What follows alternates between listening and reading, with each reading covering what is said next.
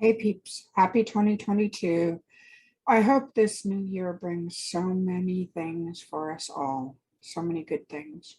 And I'm going to talk today about several things that I want this year and that I plan on making changes for this year. And so if you're interested in that, if you're interested in hearing some of my yearly, not resolutions, but goals and plans, just hang tight while you're waiting for me to get started. If you haven't signed up for the channel, please do so. If you hit that bell, you'll get notified of all my videos out. I make videos once a week if I can, sometimes once every 2 weeks. And I talk about writing and planning and, life in general and health and disability. So why don't you just click that subscribe button, pull up a chair, and have a seat, and we'll get on with it. Oh, it's so hard because I halfway expect Kaylee to jump up here. For those who don't know, I lost a beautiful kitty not that long ago, a couple weeks ago. It was unexpected, and she had a kidney issue, apparently. It's a long name. Sometimes it's known as granular nephritis. And it basically is a kidney malfunction that you can't see until it's pretty much too late. And it was too late. So that was difficult. And all my readers have seen her time and again when they watch my channel here, because she liked to be in the video, and I will miss that. However, I have something to tell you guys. If you haven't noticed, I put a couple shorts up of 2 kittens that we adopted. We have Bridget and Apple. Bridget is 13, Apple is 7. And we have a pair of kittens.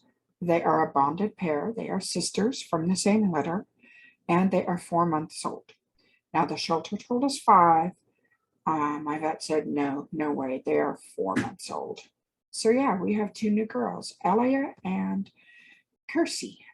Kiersey is finished for winter frost. I may not be pronouncing that right, but I think I am. And Elia is bright shining light and Finnish. And those felt like appropriate names. In fact, 2 of the goddesses I'm pledged to were very insistent on Finnish names for them, Finnish girl names. So Kiersey is outgoing. I expect her to rise to being dominant kitty. She just has a personality. And Elia is a bouncy little girl and very happy. And so you won't see them this video, except I'll put up a picture up here because they are in the kitten nursery right now, which is code for my ritual room stripped down so they can't hurt themselves. We are introducing them to Apple and Bridget, and hopefully that will go well. So far, there's a lot of interest on both sides. So I hope to be introducing you guys to our new fur babies soon. And they are sweet and lovey and ever so cute. So what I'm going to talk about today, as I said, are some goals and plans I have for the coming year. Now, I had been going to make a video on the planner lineup I'm using, the planners I'm using for this year, and I'm still going to do that. It just took backseat to everything that went on in the past few weeks. There was just so much stress. So instead, I'm going to tell you this time about 5 goals I have for this year. One is, there is a theory that 80% of your results come from 20% of your efforts if you're doing it right. That I want to capitalize on. And I want to cut down the other 80% of my efforts so I'm not running around like a chicken with my head cut off. Honestly, there's so much promotion and stuff that I do that is unnecessary. And a lot of it's social media stuff.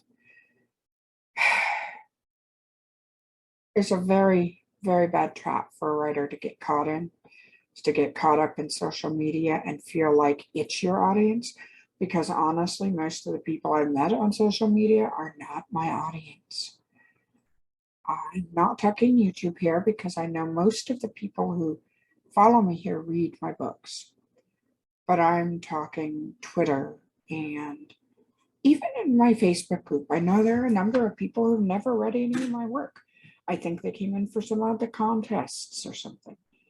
And I try to encourage them to read my work, but you can't hold a gun to somebody's head or a book to somebody's head and go, read this book or I'll hit you over the head with it. So yes, I want to consolidate my efforts and my output so that I can save some energy for other things in my life. Second, stronger boundaries. Not going to do anything outside of my own wheelhouse this year, except for one project that I'm already part of, and that's the anthology that comes out in February, Aged to Perfection, and it has a Moonshadow Bay novella in it. But other than that, I am going to do my best to stay in my own lane. Say not my circus, not my monkeys, not my circus. Yeah, that.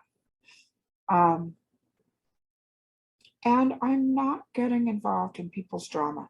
No more llama dramas this year. I'm tired of llama dramas.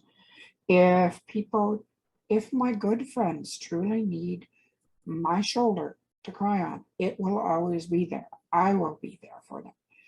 But if they've created a problem themselves, or if someone else comes to me with problems and wants me to help, I'm not being there this year. I am here for myself, my family, and my close dear friends. And I can't afford to waste the energy any other way. I just can't.